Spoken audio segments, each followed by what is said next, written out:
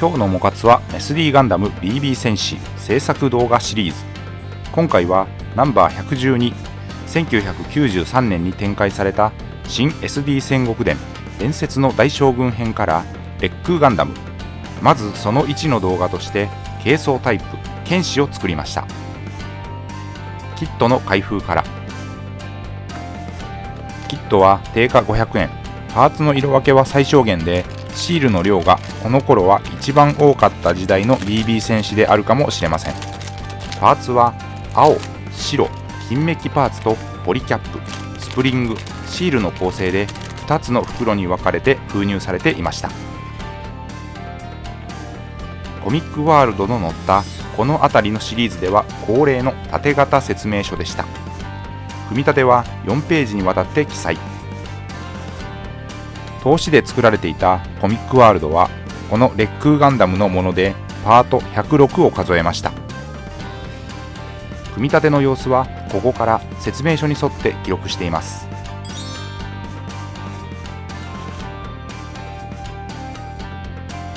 頭部、腕、バックパック、脚部と組み立てを進めていきます。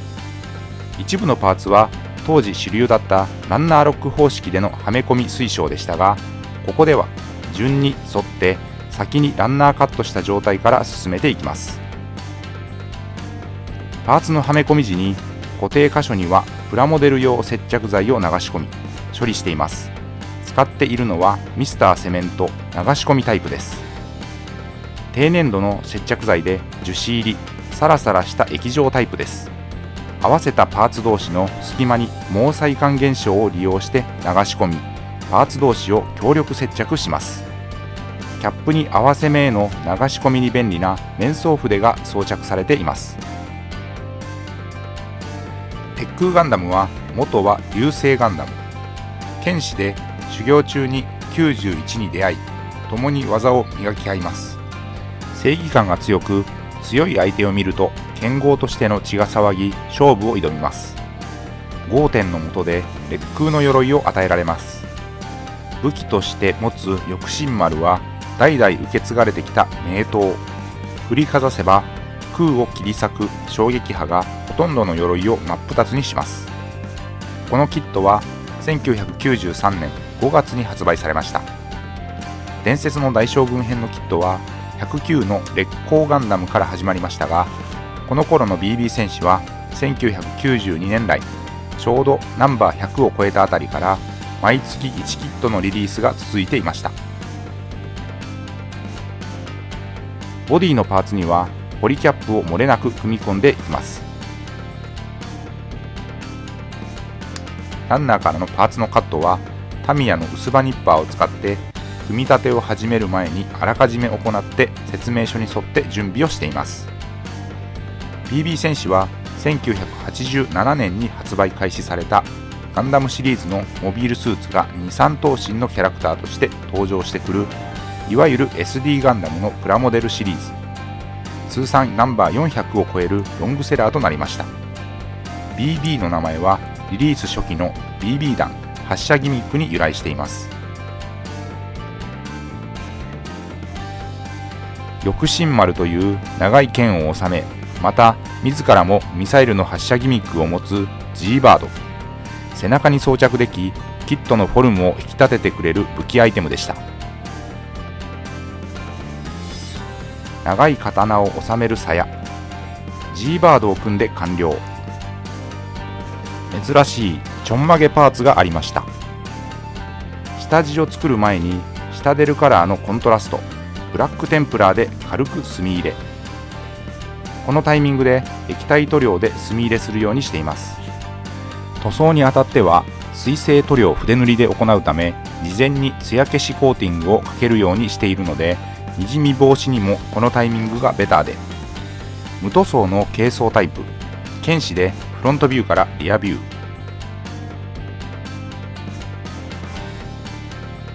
塗装前にミスタースーパークリア艶消しを吹き、下地を作っておきます。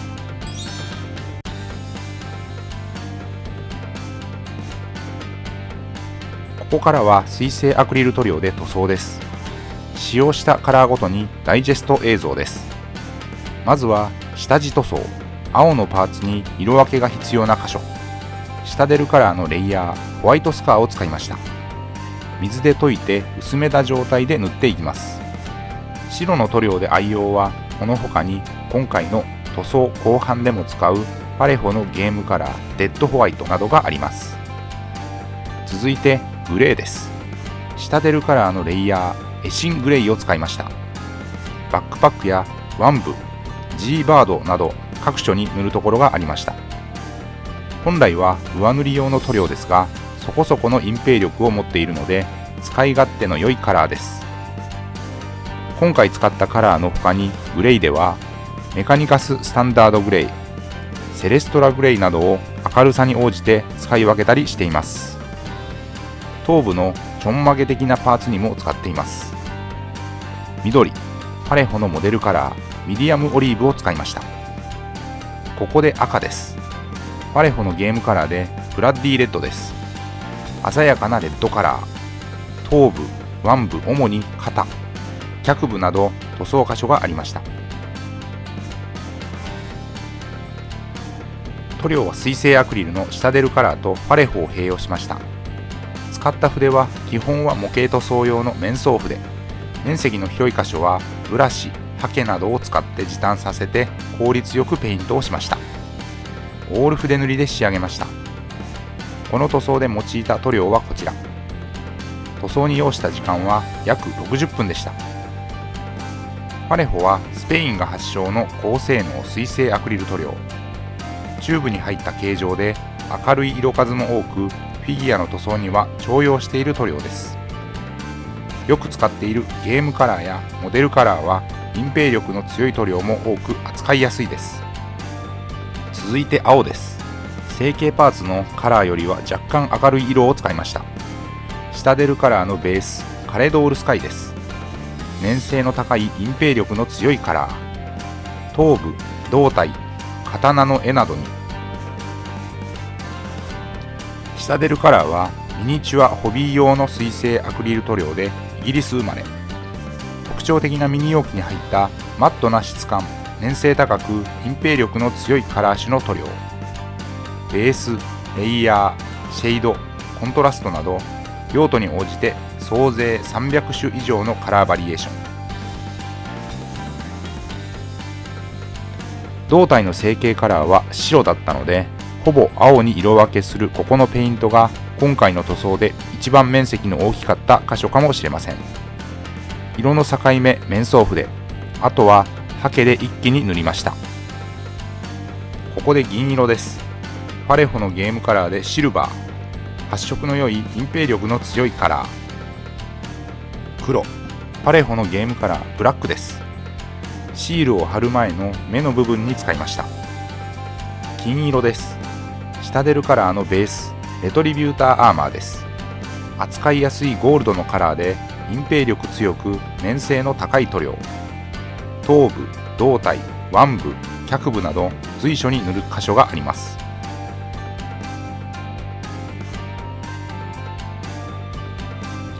面相筆、極細筆ともに基本的には使い切りの安価なものを使っています。とはいえ洗浄して毛先を整えれば数回は使えます。白を補修的に上塗り。パレホのゲームカラーデッドホワイトを使いました。粘性の高い純白カラーです。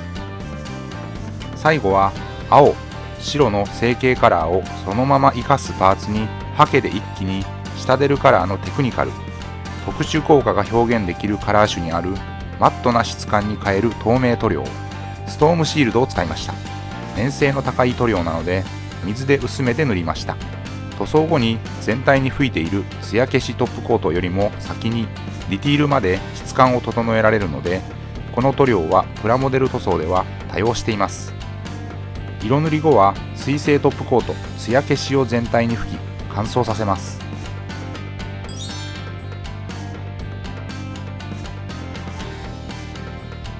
塗装し終わったパーツを組み上げていきます。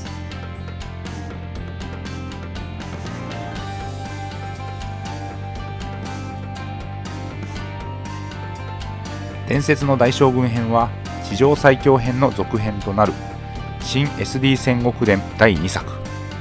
戦国伝シリーズ全体では5作目となります。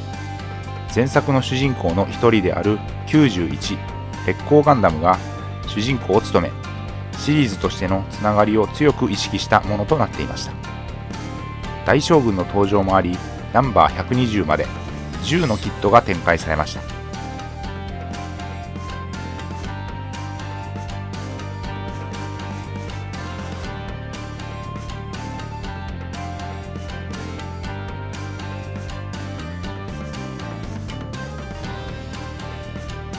このパートではまず軽装タイプ剣士を組み立てました。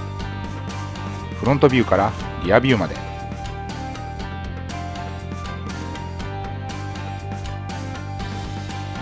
ということで、今回は SD ガンダム BB 戦士ナンバー112新 SD 戦国伝伝説の大将軍編から烈空ガンダムその1の動画として軽装タイプ剣士を作り上げました。